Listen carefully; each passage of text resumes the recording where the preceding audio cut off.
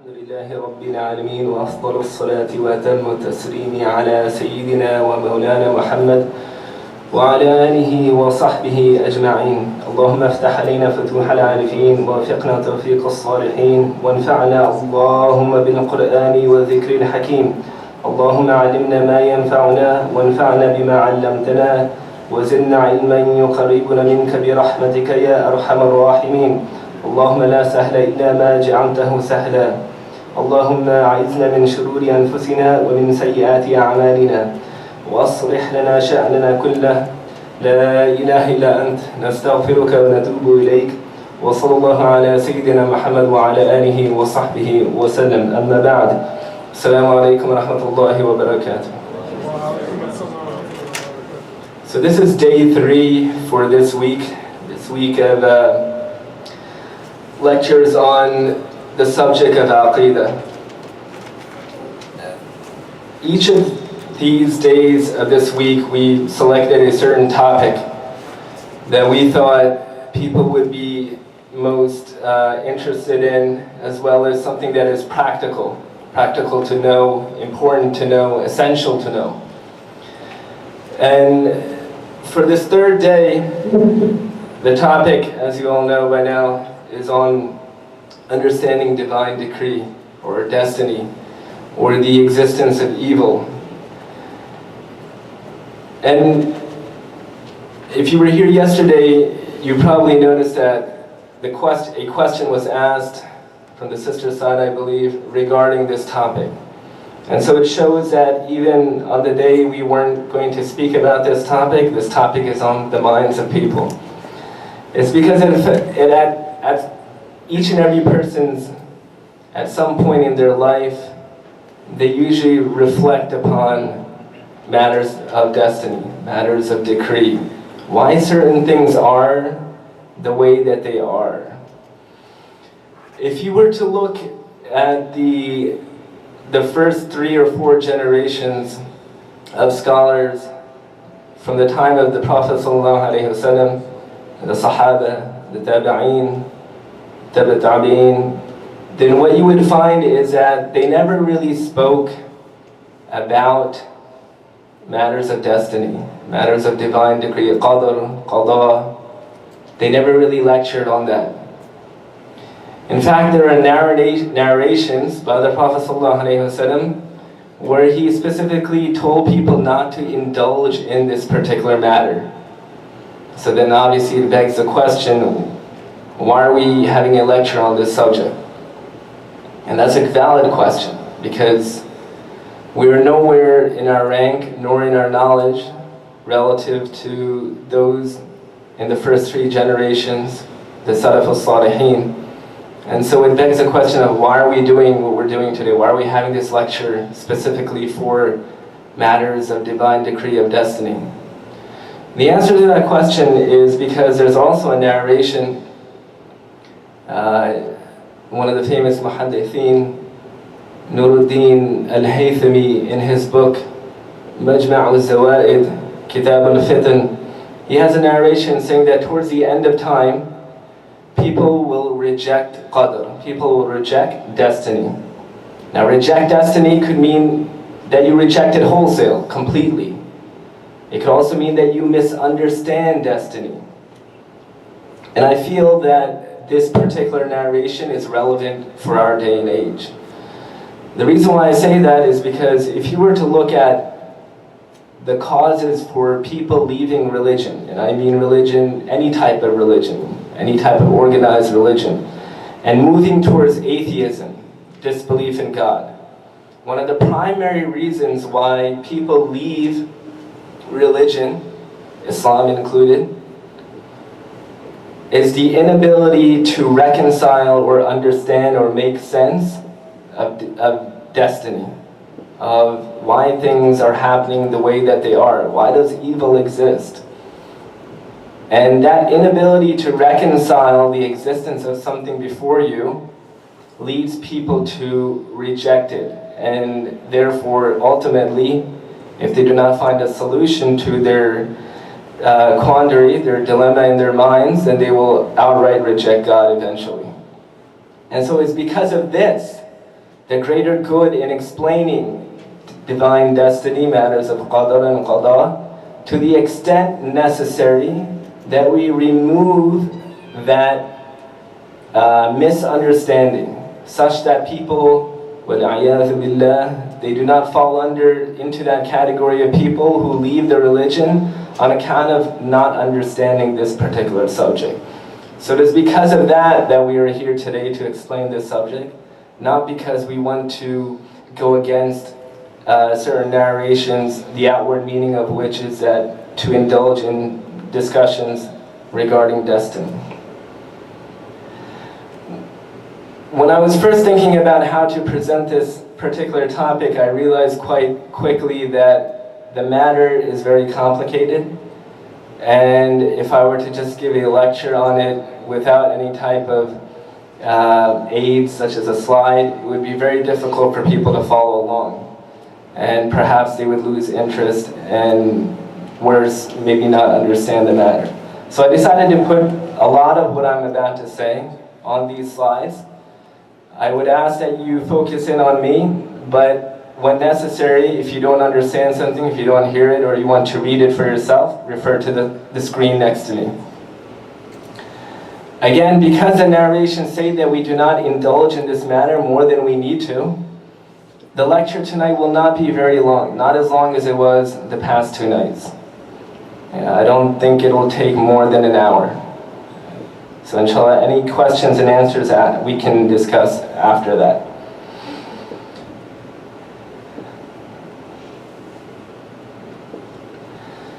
One of the primary things that comes up in this discussion is that a certain incident will occur, right? Whatever that incident is, once that incident occurs, sometimes you're given an explanation. And what is that explanation?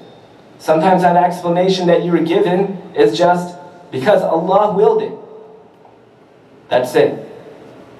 And for many people, that answer suffices. It's sufficient. However, for others, it could pose to be insufficient. For those people that answer is not sufficient, it usually provokes 3 questions.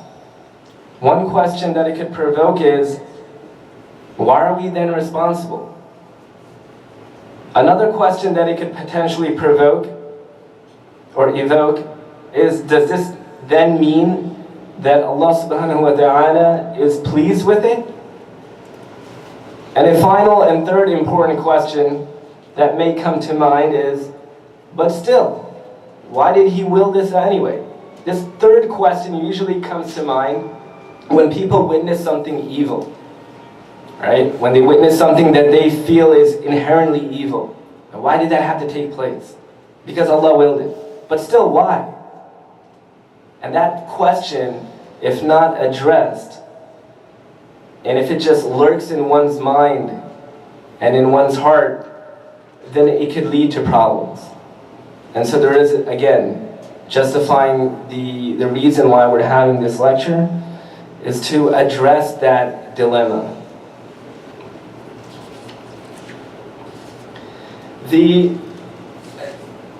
What I've realized is that the reason why people usually come to a point where they fail to understand what Allah subhanahu wa ta'ala willing something means versus us willing to do something or make the will inside of ourselves to do something is because of 2 different types of verses in the Quran that talk about destiny, that talk about willing things to be, and people misunderstand these 2 sets of verses. So let me explain. On one hand, you have verses in the Quran where Allah subhanahu wa ta'ala says, وَاللَّهُ خَلَقَكُمْ وَمَا تَعْمَلُونَ, that Allah created you and what you do. So at first glance, when you read this verse, you think, okay, I understand what He means when He created me, I understand that. But what does it mean when He says, وَمَا تَعْمَلُونَ, and that He has created what I do? Does that mean that I'm not responsible for what I do? What does that mean? So that's one misunderstanding. Likewise, you have other verses in the Quran that say, وَمَا تَشَاءُونَ إِلَّا أَن يَشَاءَ اللَّهُ إِنَّ اللَّهَ كَانَ عَلِيمًا حَكِيمًا. But you do not will, except that Allah wills. For Allah is full of knowledge and wisdom. So again, in the mind of a person, the question could arise that if I'm not willing, and Allah subhanahu wa ta'ala is willing, then again, am I responsible for what I will to do, or no? How do I reconcile this? How do I understand this verse? And again, خَالِقُ كُلِّ شَيْءٍ, that He is the creator of everything. And there's more verses like these in the Quran. I just selected these couple of these for the sake of illustrating that you have on one hand certain set of verses that speak about Allah subhanahu wa ta'ala creating, willing one's actions. Now let me go to another second set of verses. So you have another set of verses that talk about the performance of actions. Remember, the first set of verses we spoke about creating of actions and the willing of actions. This one is speaking about the performance of actions, or the acquisition of actions, or the earning of actions, what is known in Arabic as kasb or iktisab, as in the verse فَبِمَا كَسَبَتْ أَيْدِيكُمْ, with what your hands have earned or acquired or performed. Any one of those three words could be substituted for that word. Or بِمَا كَسَبَتْ أَيْدِ النَّاسِ, due to what their hands have earned. Again, the same word in Arabic is being used here, kasabat, from kasaba, yaksibu, kasban, right, to acquire, to earn, to perform. And likewise, لا يكلف الله نفسا إلا وسعها لها ما كسبت وعليها ما اكتسبت. On no soul does Allah place a burden greater than it can bear. It gets every good that it earns, and it suffers every ill that it earns. So now the key to understanding these two different sets of verses is looking at the actual word that is being used. Again, in the first set of verses, Allah subhanahu wa ta'ala is saying that He is creating khalq, creating these actions. And وَمَا تَشَاءُونَ إِلَّا أَن يَشَاءَ, and sha coming from mashi'a, meaning willing. So you have on one hand the verses that Allah subhanahu wa ta'ala is saying that He's the one who creates and wills actions. But on the second hand, you have verses such as the one on the slide here, where the people are acquiring and performing these actions. Kasb. So there's a difference between kasb and khalq, right? Creating of actions versus the performance of actions. Now what does that mean? To understand the difference between creating and acquiring, for example, if you say Allah subhanahu wa ta'ala is the doer, right? If you were to make a general statement, the fa'il, Allah subhanahu wa ta'ala did something, He's the doer. What does that mean in our context of our discussion? What that means is that if Allah subhanahu wa ta'ala created an act, it means that He created and brings into being that act by His eternal will and eternal knowledge. In other words, and the previous speaker, Sheikh Amin, he spoke about this yesterday, he touched on it briefly, that every single thing in creation, every single thing, whether that is abstract, like a thought, whether that is an innate ability in oneself, whether that is an action, whether that is an actual physical thing, whether that is anything ourselves, every single thing in creation, abstract or tangible, only came into existence after being in a state of non-existence. And the only one that can bring anything into a state of existence after being in a state of non-existence is Allah subhanahu wa ta'ala alone. Because He's the only khaliq kulli shay, right? He's the only one that can bring something from non-existence into existence. And so when Allah subhanahu wa ta'ala is said to have done something, meaning that He created an act, what that means is, according to His eternal attributes of knowledge and irada, will, and power, omnipotence, qudra. He willed that particular action to come into existence. Right? Because he says, وَخَلَقَ كُلَّ شَيْءٍ قَدَّرَهُ فَقَدَّرَهُ تَقْدِيرًا. And he created everything and destined it with its particular measure. Right? تَقْدِيرًا. So he destined everything to be as it is before, based on his eternal knowledge. So this is what it means when we say that Allah subhanahu wa ta'ala created action. But what does it mean when we say, for example, that, let's say a person by the name of Zayd, right? Zayd is just a common name that we use in Arabic, like Tom. Let's say Zayd did something, right? You can replace it with Amina, it doesn't matter. It means that he or she, that Zayd or Amina, is the object or the place, a technical term would be locus here, in which Allah subhanahu wa ta'ala created the ability, the istita'ah, right? The ability in that individual, after having created the will in that individual, and after having created the knowledge in it. Because why? Because anytime you do an action, you have to have an ability to do it. You have to have knowledge to do it. Ability, knowledge, and will for you to commit an act are all created things. You only exist from one moment to another because Allah subhanahu wa ta'ala has willed for you to exist in the following moment. If He wanted to destroy you in the very next moment, He could destroy you. The only reason you exist from one moment to another is not because of yourself, not because you have the ability to continue living. It's because He created, He willed that moment, the following moment, you will still be in existence. Likewise, everything that is about you has been willed to be in a state of existence from one moment to another without anyone else except Him, because He is the creator. He's the one who created that ability in you to perform the action. He's the one that He created the will in you to will to do that action. He's the one who created that ilm, that knowledge within you for you to know how to do that action. But the action itself, the performance of the action, is done by the individual. And that is what you were responsible for at the end of the day. We're not responsible for creating any of those things, the will, the power, the capacity, the istita'ah, the knowledge, because we didn't do it.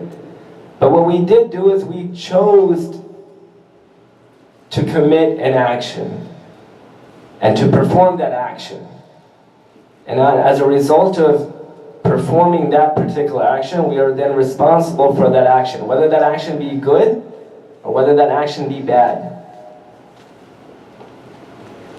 So does everybody understand the difference between Allah subhanahu wa ta'ala creating an action versus a human, us, performing the action, right? Because we're talking about those particular things within us, the will, the ability, the knowledge, those are all created things, right?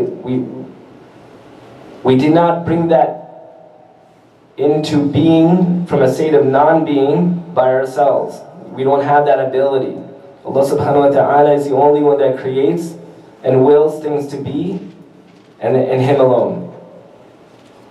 Let me give you an example that I think will help clarify the matter. So for example, let's take an action. Let's say you have a boy named Zayd, right? Let's say he unjustly hits another boy named Amr on the head. So if I were to say who created this action, created, keyword, created the action, the answer would be Allah subhanahu wa ta'ala. How? How did He create this particular action? He created it with His eternal attribute of qudra, which manifested or occurred in the context of time and place. What time and place? That a boy named Zayd will hit a boy named Amr on the head at 7 12:45 p.m. in Trenton, New Jersey on the 7th of January 2015. Right? That was specified. Allah subhanahu wa ta'ala manifested His qudra in this particular time and place. According to what? According to His eternal will. And what is His will? His will is according to His knowledge. And here's a key point. What is His knowledge? His knowledge, He created this particular act, created and willed this particular action based upon the knowledge of what He knew you would do through who you are, through your primal disposition, through your fitrah. What He knew you would do in the future. Because one thing that we should always keep in mind, as the speaker before me yesterday mentioned, quoting the ayah in the Quran, لَيْسَ كَمِثْلِهِ شَيْءٍ, that there is nothing like Allah subhanahu wa ta'ala whatsoever. And He said yesterday that includes in His essence, in His dhat, in His af'al, in His actions, and in His attributes, sifat, right? Allah subhanahu wa ta'ala is attributed with knowledge, ilm. He's al-alim, right? His knowledge is therefore not like our knowledge, right? Our knowledge is limited. We only know things that happened in the past and things that are happening currently in the present, but we have no idea about things in the future. Allah subhanahu wa ta'ala's eternal knowledge, absolute knowledge, is not bounded by time and space. Time and space is not applicable to it. Why? Because He is a creator of time and space. So therefore, how could time and space be applicable to His knowledge?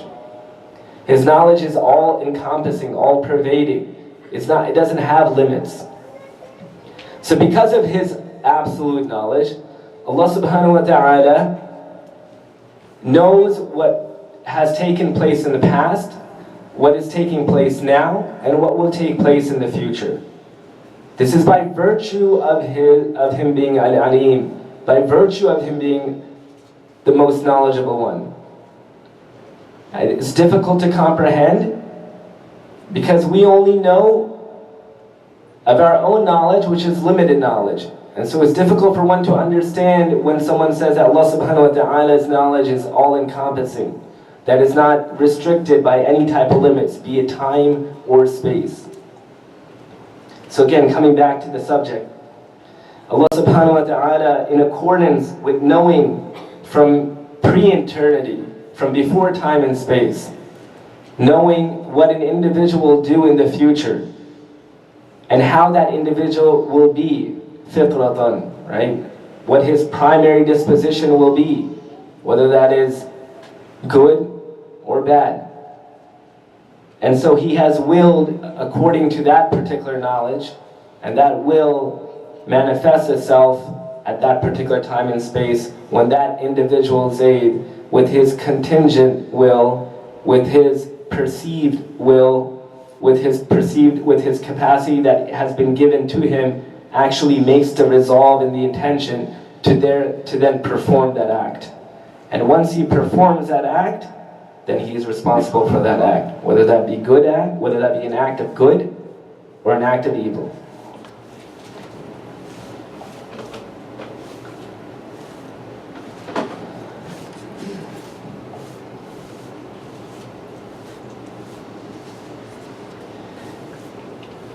So when we say that Allah subhanahu, when we say that Zayd's will, or his ability, or his knowledge are all created, what we mean by that is that all of that is governed by Allah subhanahu wa ta'ala's will, by His knowledge, by His power. It's not the reverse. It's not that Allah subhanahu wa ta'ala is a spectator, وَالْعِيَاذُ بِاللَّهِ, that He's just watching, and he's watching what this particular individual is creating of his own actions and bringing into existence of his own abilities and wills, and then performing the action, and he has no knowledge of what is to occur. Other religions have this belief, but in Islam, as Muslims, particularly Sunni Muslims, our faith is that, our Aqeedah is that Allah subhanahu wa ta'ala's attributes, the essential attributes, are not attributes that are turned off. There's no such thing as turning on and turning off of attributes. Once we say that Allah subhanahu wa ta'ala is a creator, it means He is the creator of everything. It doesn't mean that He only creates good, but when it comes to evil, He turns off the attribute. Right? As certain Christian sects believe that when it comes to evil acts, they say that Satan creates them. But when it comes to good acts, God creates them. So essentially what they've done is, for any act that is evil, they shut off the attribute of creating. Right? And so we don't say that. We'll get into evil a little bit later, but what we say is that Allah subhanahu wa ta'ala is attributed with creating, He's attributed with knowledge, He's attributed with will, He's attributed with power. And these are attributes that do not go through changes, because anything that goes through change is what? The speaker before me spoke about this before. Anything that undergoes change, it means that it has a beginning. And anything that has a beginning cannot be the creator, because it needs something to bring it into existence. Something external to itself. And so once we define that Allah subhanahu wa ta'ala has no beginning, and that He is the only creator, then one cannot say that His attributes go through changes. That at some points He had knowledge, other points He didn't have knowledge of what was to occur. At some points He creates, at some points He doesn't create, it's turned off. Because it would be an illogical thing to say about one who is attributed with Godhood. I know that's a bit complex, but does everybody understand that point? It's a very fundamental point.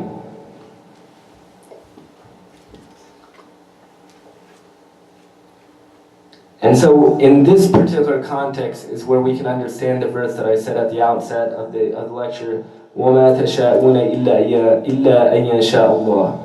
That Zayd's willing is not the overriding will, that Allah subhanahu wa ta'ala's will is subjugated or subservient to the will of any of creation. Rather, Allah subhanahu wa ta'ala is the one who ultimately wills and creates, and that mankind then acquires and performs those particular actions.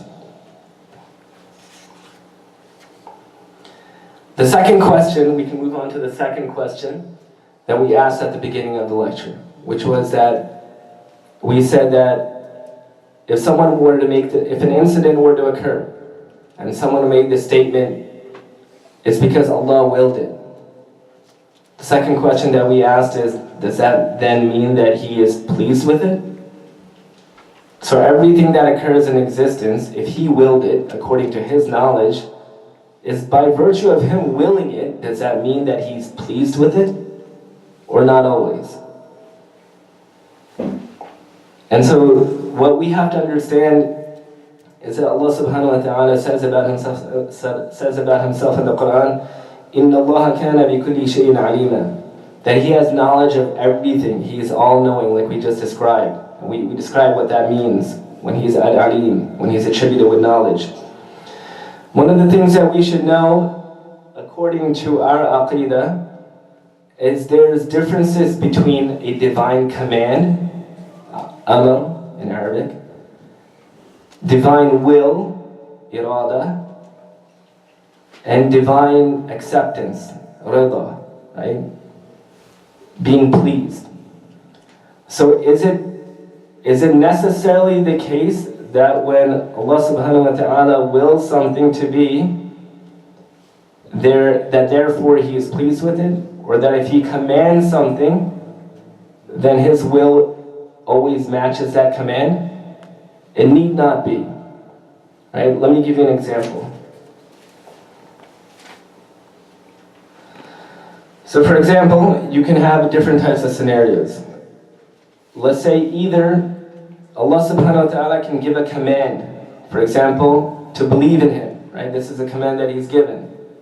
فَعَلَمْ أَنَّهُ لَا إِلَهَ إِلَّا اللَّهُ. And know that Allah subhanahu wa ta'ala is one. Is the God, right? And that there is no other God except He. So this is a divine command that He has given, an amr. But what has He willed? Has He willed that everybody follows through with this command? No. Right? Some people have taken heed of this command, and they've followed the command and they believed, such as Muslims. But Allah subhanahu wa ta'ala has also willed that other people do not follow this divine command, such as those people who disbelieved in Him. So it clearly shows right away that a divine command does not necessarily mean that divine will correspond to that divine command. Right? Another scenario could be that He doesn't will and He doesn't command. For example, He does not command us to disbelieve in Him. And likewise, He didn't will that Muslims such as ourselves disbelieve in Him. So again, He didn't will something, nor did He command it.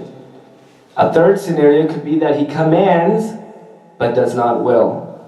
So He commanded for us to believe in Him, but He also willed some people not to take heed of that command. People like Abu Jahl, Iblis, Abu Lahab. Right? These people, they heard the command to obey, they heard the divine command, the Amr, but what was the will of Allah subhanahu wa ta'ala? He knew that they would not believe, therefore their belief was not willed. Or a fourth scenario could be that He wills, but does not command. He did not command disbelief in Him, but who did He will it for? The same people, Abu Jahl, Abu Lahab. So everybody understand the different scenarios? It's a bit complicated and complex, but if you kind of work it out in your mind, it'll make sense. So what does this mean ultimately? It means that just because Allah subhanahu wa ta'ala has willed and decreed things to be, it does not mean that His divine acceptance, His rida, His Him being pleased with those acts that have been willed into existence need to match up with that will. Right? We're saying that Allah subhanahu wa ta'ala wills and decrees many things that are done by people day in and day out, every single moment on this planet that could be classified as being haram, impermissible. Did He command them to do these acts? No. But He willed that people will do it. But is He pleased with it? No.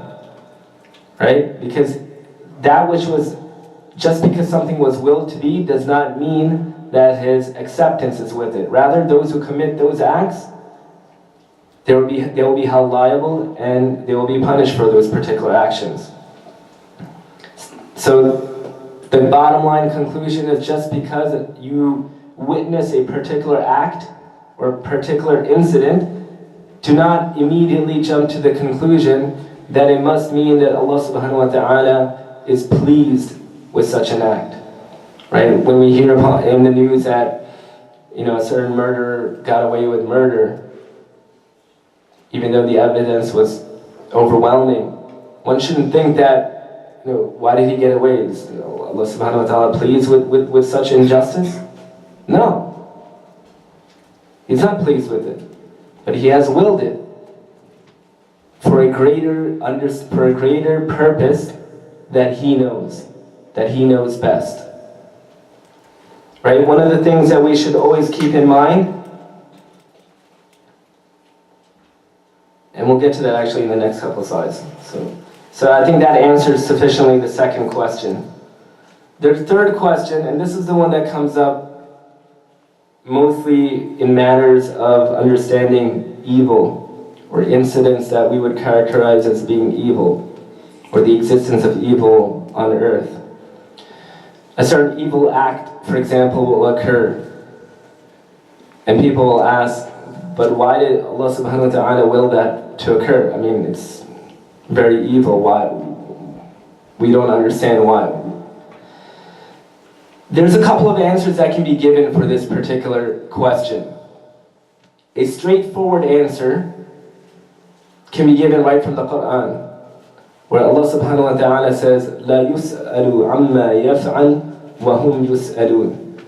That He is not asked about what He does, rather they will be asked.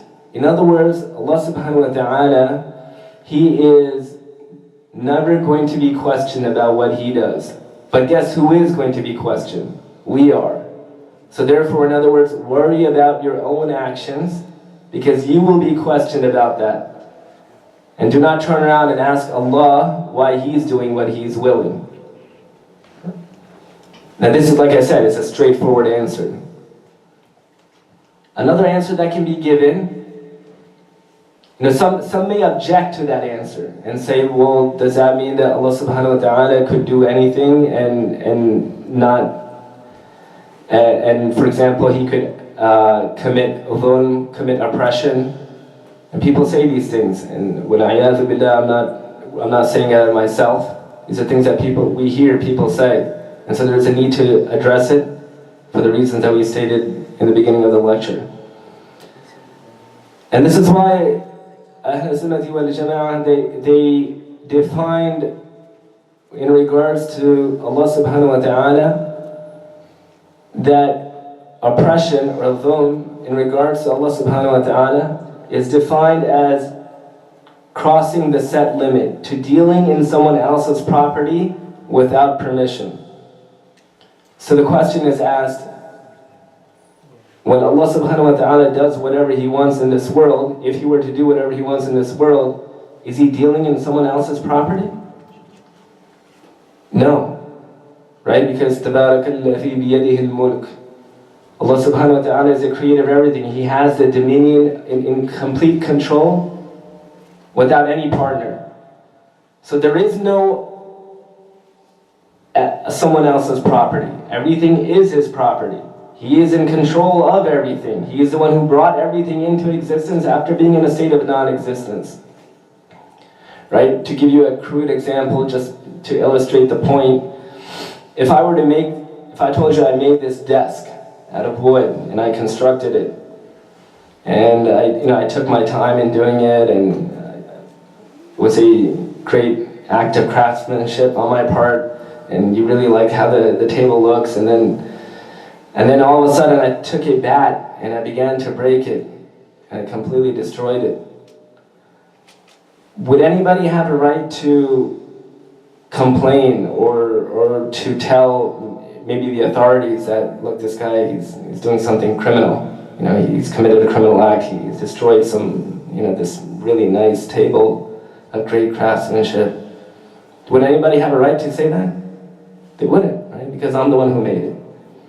And so in the same regard, when Allah subhanahu wa ta'ala is the one who created everything, when the entire mulk, the entire dominion is in His control, does anyone have a right to question Him as to why He's doing what He's doing? The answer is similarly no. Right? So these are a couple of ways that this answer can be given about why did He will certain things to be. But again, as I said, this is a pretty straightforward answer. And for some people it may not be sufficient. So are there other answers that can be given? Yes, there are. And other answers that can be given, it's also from the Quran. Allah subhanahu wa ta'ala says, وَنَبْلُوكُمْ بِالشَّرِّ وَالْخَيْرِ فِتْنَةً وَإِلَيْنَا تُرْجَعُونَ. We try you with evil and with good as a test, and unto us shall you be returned. In other words, when you see something evil in this world, you should know that Allah subhanahu wa ta'ala created this entire world as a testing ground. Right? And not everything in this world will be pretty, and it won't be a sunny day every day. And every single person who has been created and is being held responsible, he will go through trials and tribulations. There will be rainy days for him. Some more for others, some less. But nevertheless, it will be a test for everyone. And so, when you see something that is evil, it is important to keep in mind that this dunya that we live in is a test. At the same time, certain tests happen for certain reasons. For example, Allah subhanahu wa ta'ala says, وَمَا أَصَابَكُم مِّن مُّصِيبَةٍ فَبِمَا كَسَبَتْ أَيْدِيكُمْ وَيَعْفُو عَن كَثِيرٍ. That whatever misfortune befalls you is for what your very hands have earned, and He pardons much. In other words, the test If something evil happens to you, or you're inflicted with evil, it could be, perhaps you could take it as a wake-up call for yourself. That Allah subhanahu wa ta'ala is saying, as per this ayah, that we've already forgiven a lot of what you did. But guess what? It's time for you to wake up now. Right? You've earned a lot of bad. And we're going to give you some punishment as a wake-up call to save you punishment from the hereafter. Because of what? Because of بِمَا كَسَبَتْ أَيْدِيكُمْ, what your own hands have earned. So perhaps the evil that you're witnessing, it could be, doesn't need to be, it's because of wrong actions that you've been committing. And so you need to do a reality check of yourself. But the test could come in other ways. The Prophet ﷺ says, لَيْسَ الْمُؤْمِنُ الَّذِي يَبِيتُ شَبْعَانْ وَجَارُهُ جَاعِي. The believer is not someone who spends the night while his neighbor is hungry. Let's look at this hadith a little bit carefully. The believer is not someone who spends the night while his neighbor is hungry. If you were to look at this hadith outwardly speaking, who is the one that's going through a hard time? The neighbor, right? The neighbor who's hungry. I mean, if you want to call it evil, go ahead, you can call it evil if you want. But outwardly speaking, the one who is being tested is the hungry neighbor. But what is the hadith saying?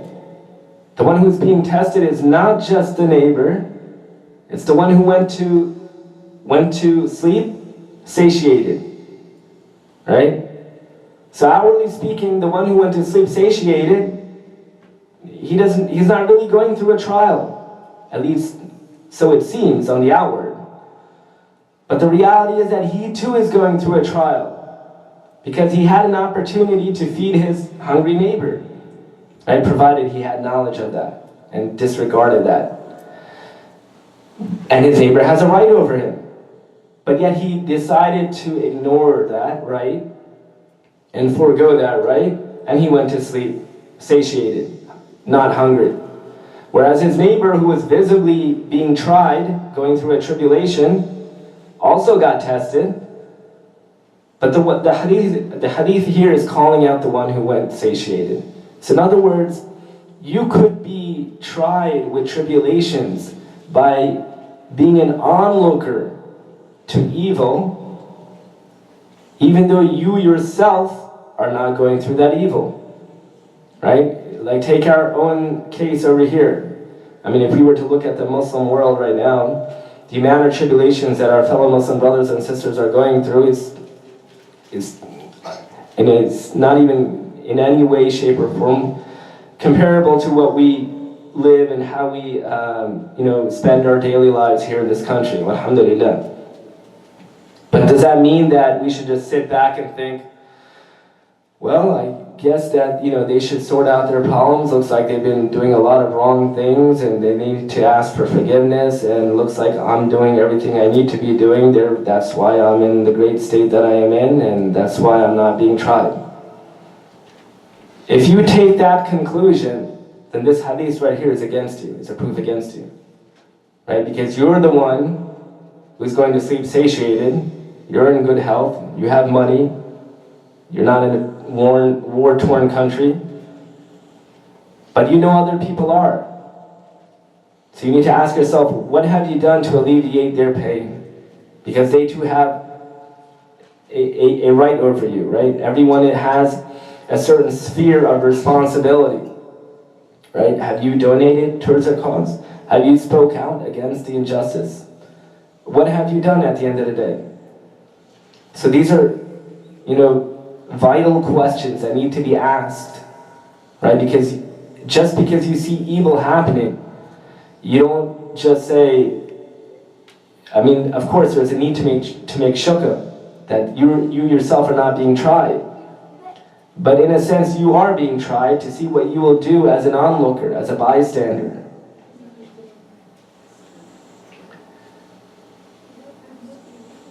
And then sufferings could also be caused by other people. وَجَعَلْنَا بَعْضَكُمْ لِبَعْضٍ فِتْنَةً أَتَصْبِرُونَ. That we have created some people to be as a trial for other people. Are you going to be patient? So for example, Allah subhanahu wa ta'ala might try the husband with the wife, or with the wife with the husband, or the son with the father, or father with the son, the boss with his subordinate, sometimes the subordinate with his boss. Right? So sometimes certain people inflict certain harm upon others, and Allah subhanahu wa ta'ala wills for that to occur as a test to that other individual to see if he will prove to be patient.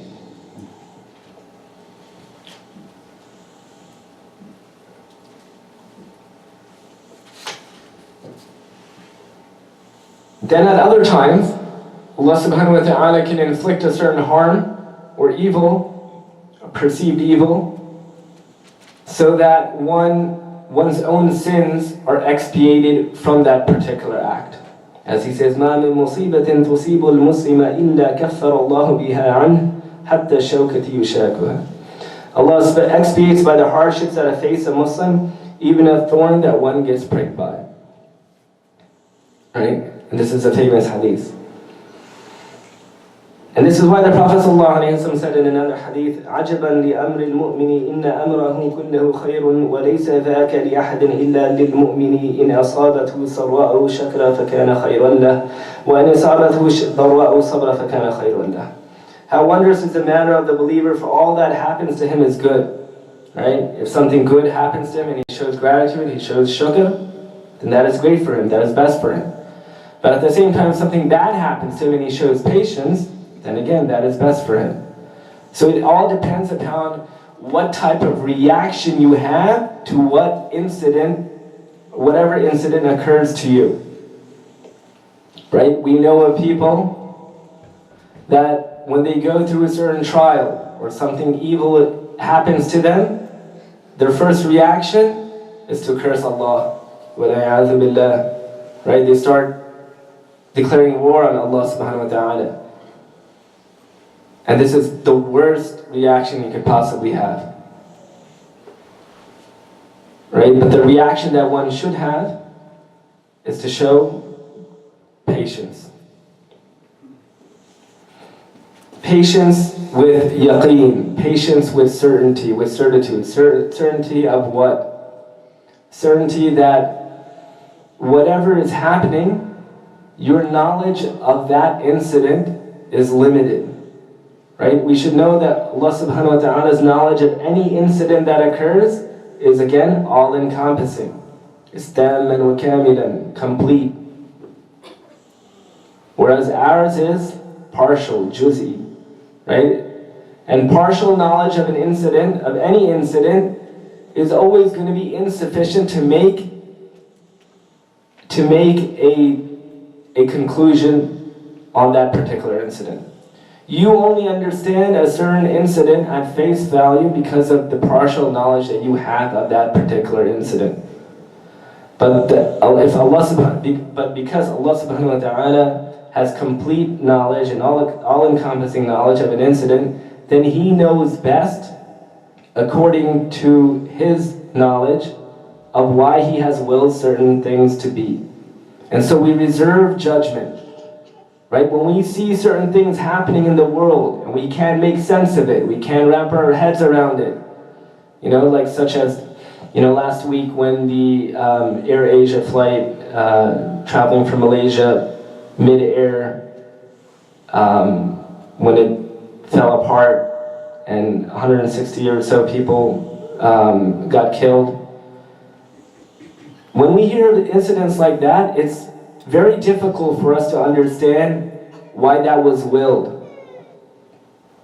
But how do we react to that? We don't react by questioning Allah or saying that, that He oppressed the people, because we spoke about that earlier, how that's not applicable to Him. We say that Allah subhanahu wa ta'ala is al-alim. His knowledge is all-encompassing. Our knowledge of a situation is only partial. We reserve final judgment to Him, that He acts according to His all-encompassing knowledge for a greater wisdom that only He knows. And that we won't be asked about that. So do not indulge yourself in matters that you will not be asked about. The worst thing a person can do to himself is to indulge himself in a matter that doesn't concern him. Right? As the hadith says, that the best a person is the one who leaves that which doesn't concern him. Why criticize Allah subhanahu wa ta'ala for the Air Asia flight or incidents like that when the matter doesn't concern you? And so this is an approach that we have to take with a lot of things that we see and witness in this world, that we can't understand completely, or that we don't have full knowledge of, which is almost everything that goes on in this world.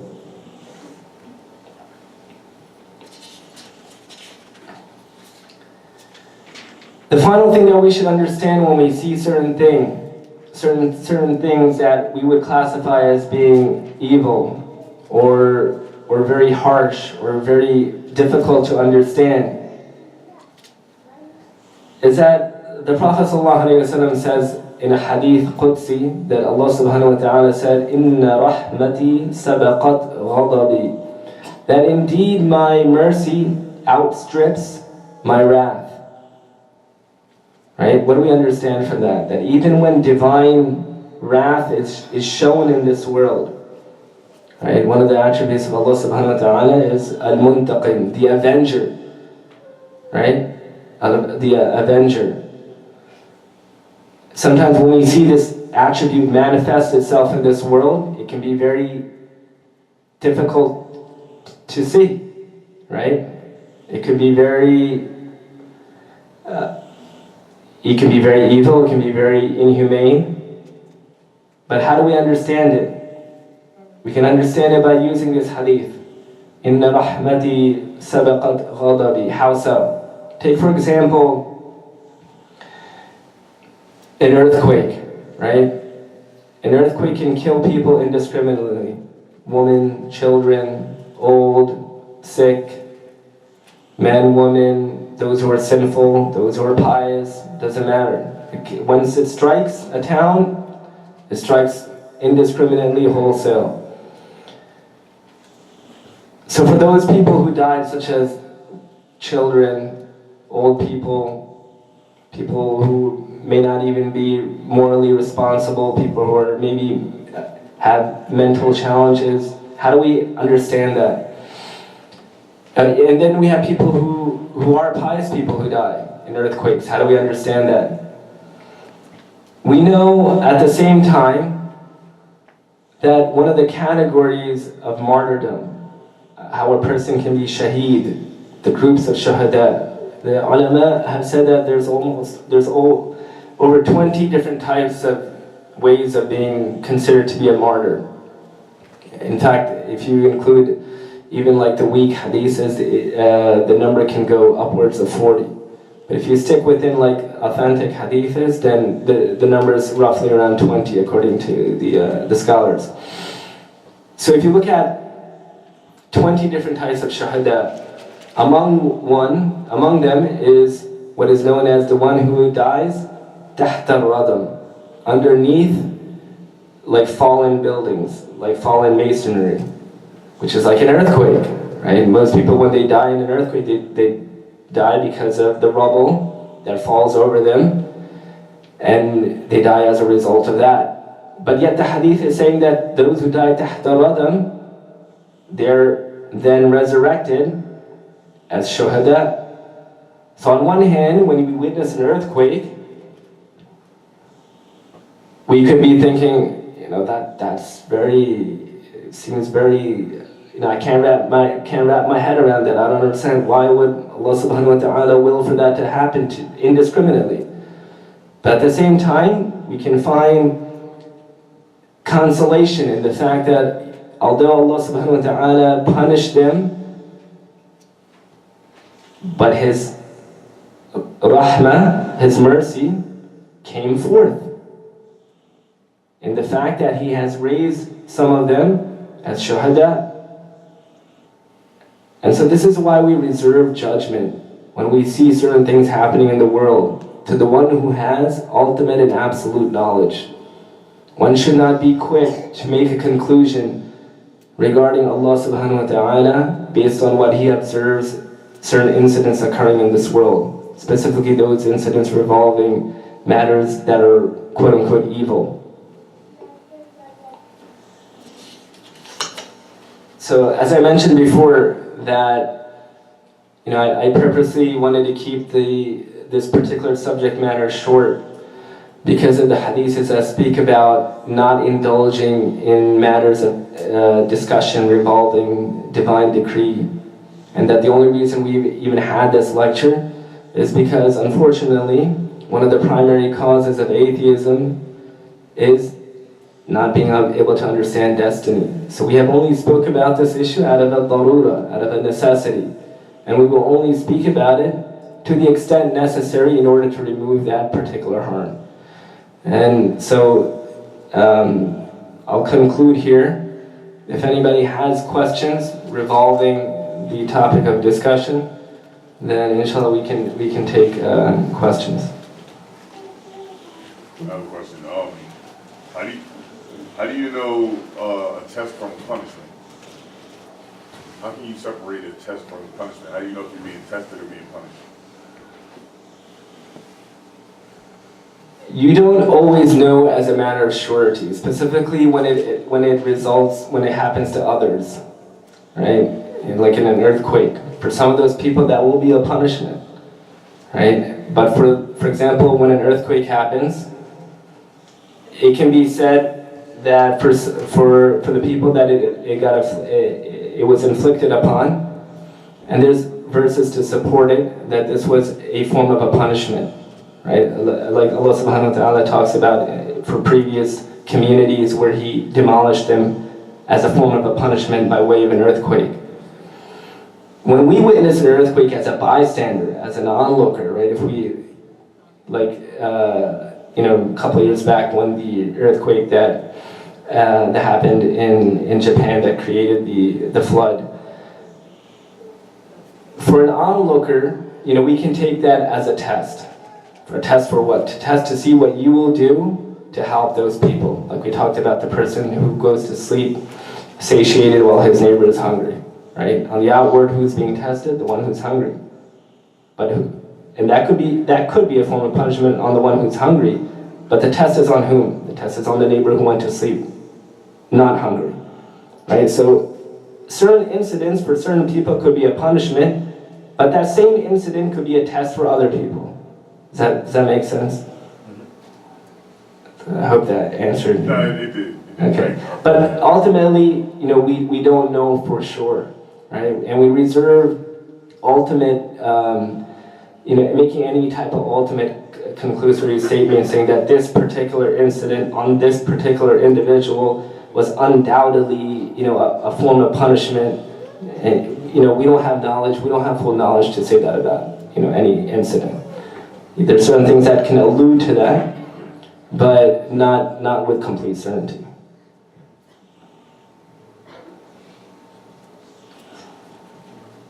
Okay. Can you discuss the role of making istikhara within the context of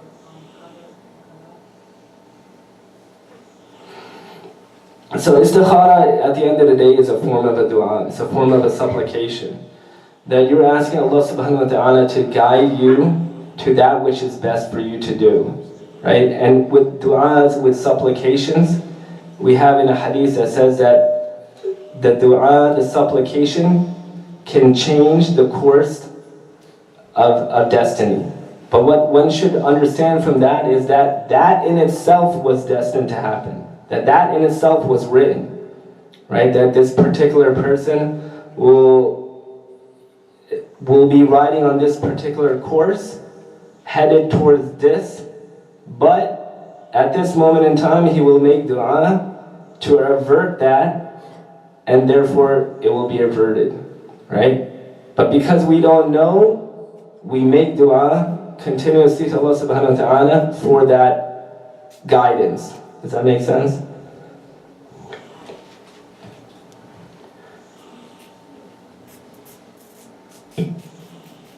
You touched on this briefly, but if you can explain it further in terms of accountability. I mean, so you gave that good example with say hitting Amr on the head, but and the understanding there is that the action was created by Allah but performed by the state. Okay. That's why he was accountable to it. But if you could explain a little bit more, I mean, how our accountability comes into. Okay. The question refers to accountability. If we can describe accountability, how a person is accountable. I think the best way to explain that is to give another example. Let's say, for example, every day you come home from work, you're driving, and you take the same exit off the highway, right? Every single day, for God knows how many years. And one thing you know about this particular exit ramp is that it's pretty sharp. And there's an actual sign there that says 35 miles per hour, right? And you know that if you go over 55, there's a high probability that your car could turn over or veer off to the side. So let's say one day you're going home, you're taking the same exit, you're sticking by the speed limit 35 because you know it's a very sharp turn. At the same time, you see a guy in front of you, and you see that he's driving like a complete reckless maniac. Let's say he's going 70 miles an hour, and he's coming across, he's driving in front of you. And he's coming to the curb, he sees the sign, 35 miles an hour, he doesn't slow down. Let's say he increases his speed, now he's going 85, right? And you're still going behind him, and you think to yourself, this guy, without doubt, he is going to flip his car. Because I take this road every single day, he must be a newcomer, he doesn't know the road, and he doesn't know what's about to happen, he's going to flip his car. He starts taking the turn, lo and behold, sure enough, his car tumbles, flips over. You, being the good citizen that you are, you go to help him out. You get out of the car, luckily he's okay, and you tell him, I take this road every single day, and I knew when I saw you going 85 miles an hour, despite the sign over there saying 35, that you were going to flip it. And then he turns around and he says to you, wait, you knew that I was going to flip my car? How did you know that? And you say, well, because I take this every day and I know that you can't go over 50 miles an hour, and if you do, you're definitely going to flip it. So if you knew it, and the guy, would it make sense for this guy who flipped his car to say to you that because you knew I was going to flip it, you now pay for my expenses by virtue of having that knowledge that I was going to flip the car? Would it make sense? No, it wouldn't, right? And so that's the point that we're trying to illustrate. Allah subhanahu wa ta'ala has willed certain things because of His divine knowledge, that all-encompassing knowledge, which does what? That He knows what you are going to do in the future by virtue of His knowledge. Right? Allah subhanahu wa ta'ala, just because He is aware of what you're going to do, and He wills for that to occur because of His knowledge, it does not mean that you're not culpable, that you're not responsible for that act. You chose that act. You know the difference, and you also chose that act despite the divine command. The speed limit saying 35 miles an hour, but you get what I mean when I say divine command. That despite Allah subhanahu wa ta'ala telling you not to do something, but yet Him knowing that you're going to do it because of virtue of His knowledge does not mean that He'll be responsible and you won't be. You chose to avoid that divine command. You chose to avoid that speed limit that said 35 miles an hour. Even though the guy behind you knew that you were going to flip it, he's not going to be responsible for the expenses of your car. You will be responsible. And ultimately, the greatest proof against an individual who claims that if Allah subhanahu wa ta'ala knows and He has destined things to be the way they are, remember what we mean by destiny, how we defined it, right? The one who creates and wills, not the one who performs and acquires. And he creates and wills by virtue of His all-encompassing knowledge of knowing what your primary disposition is, what you are going to do in the future anyway. And like I said, the greatest proof that an individual has, that Allah subhanahu wa ta'ala has over any individual who claims that Allah subhanahu wa ta'ala destined everything to be the way that it is, and I can't be held responsible because He destined it this way, is the fact that you know the difference within yourself between being coerced, forced, versus doing something voluntarily. Right? You know that when you go to a certain place that is impermissible for you to go to, you know the difference of feeling it. You know the difference while if someone is behind you pushing your back into that place versus you voluntarily walking right into that place. And that's something that you can never, you will never be able to go against, right? That feeling, right? You can never turn around and say to Allah subhanahu wa ta'ala that you destined this on the Day of Judgment. You destined for me to do these acts. Because Allah subhanahu wa ta'ala will just ask you, did you feel like you were being coerced? Did you feel a compulsion? Or do you know the difference between being forced, someone pushing you from the back, versus you willingly walking in, versus you willingly doing something with your hands that you're not supposed to do? Or you watching something that you're not supposed to watch? Did somebody put you in front of a screen and make you watch it? You know the difference between these things. And that is the greatest proof that Allah subhanahu wa ta'ala has over us. One should never think that, oh, on the Day of Judgment, I'm just going to say, no, you destined it, you decreed for this to happen. I was just like, you know, I had no will of my own, I was forced. Because Allah subhanahu wa ta'ala, all He has to ask you is, you understand the difference between being forced and doing something voluntarily. So how are you going to reconcile that versus your claim today that you were being forced? Right? I mean, you know, everybody here, every single human being on the face of the earth knows the difference between being coerced into doing something versus doing something voluntarily. So it's a big gamble to take for those people, and there are people who take this gamble.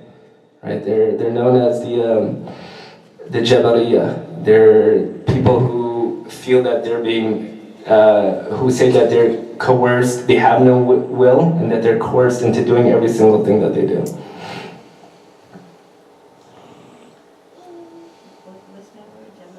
Jabariyah, coming from the word Arabic jabar, to being compelled into doing something. Majboor in Urdu.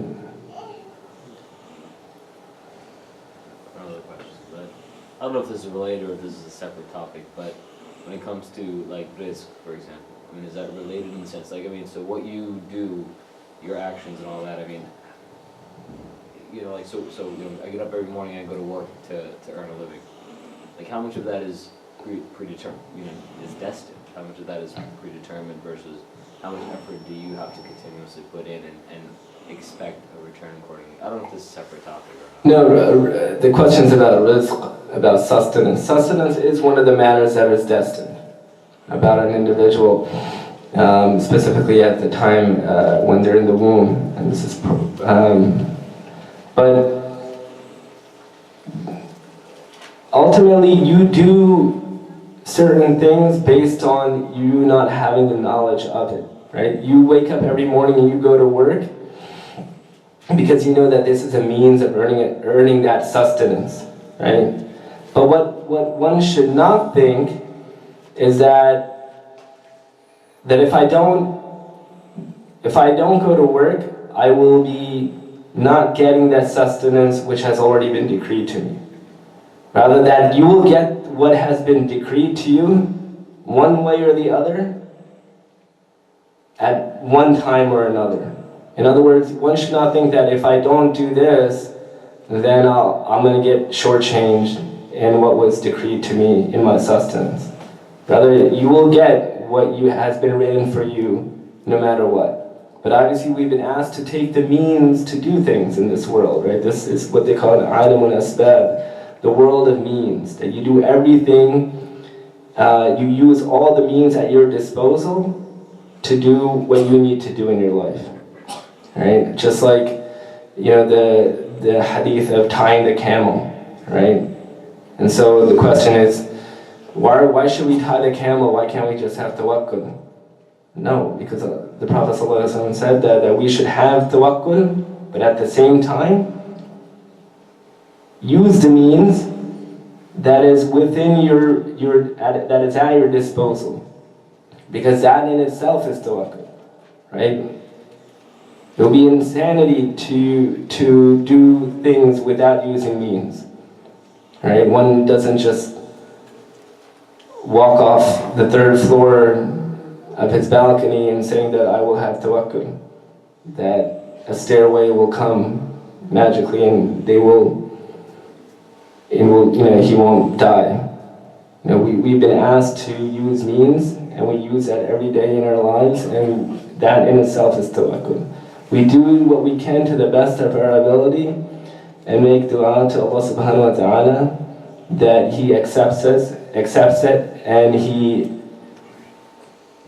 takes care of us using those particular means.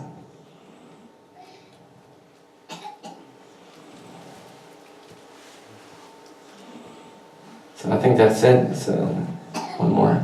Wait, so are you saying that we have a set of abilities that Allah has given us? Are you saying that can we do anything that we want to do in this world?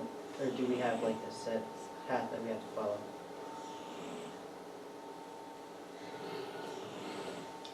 Yeah. Can you say it one more time? Alright, so like, can we achieve anything that we want to do in this world? Anything that we personally want to do? Or is there like a set path that we won't be able to do it or not if Allah said we couldn't? Whatever you want to do you feel that you're being inhibited or prevented from doing? Like when you wake up every single morning and you wanted to go to school, or if you wanted to go to work, do you feel like a sense of being prevented from doing it? So then you have a certain level of perceived free will within you, right? Where you feel an ability that you can do what you want to do. Now ultimately what actually occurs, right, is what is destined for you, right? But you know the difference between being forced into something, into a direction, versus you willing and voluntarily going into that direction. So you work off of what you feel, right? You feel that you have the ability to do something voluntarily, then you work off of that, right? You don't say that, no, I'm not going to do this because I feel like, that's not what's been destined for me, because every time I wake up, I feel like I'm being coerced into doing something else. I mean, we don't feel that. We understand the difference between being coerced and doing something voluntarily, right? So one should never think that I am the way that I am because of this force that is restricting me. And you have a certain level of perceived free will that Allah subhanahu wa ta'ala has created within you, and you work off of that, right? You use that to your disposal. You use that at your disposal to the best of your means in order to do what you're supposed to do in this dunya.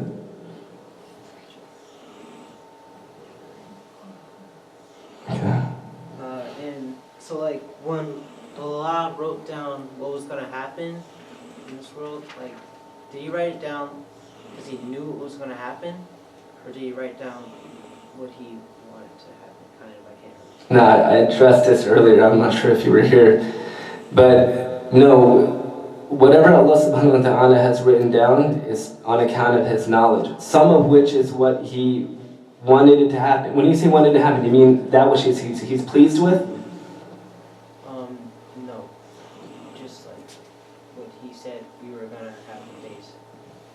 Right, I mean, whatever He wills to occur is in accordance with His knowledge. And everything that is going to happen has been written down, but what I said was that His knowledge of what will happen in the future concerning individuals is a result of having that all-encompassing knowledge of what that person will do in the future, right? And we spoke about the difference between creating the action and willing for that action to come into existence versus acquiring and performing that action. And once you perform that action, that's what makes you responsible.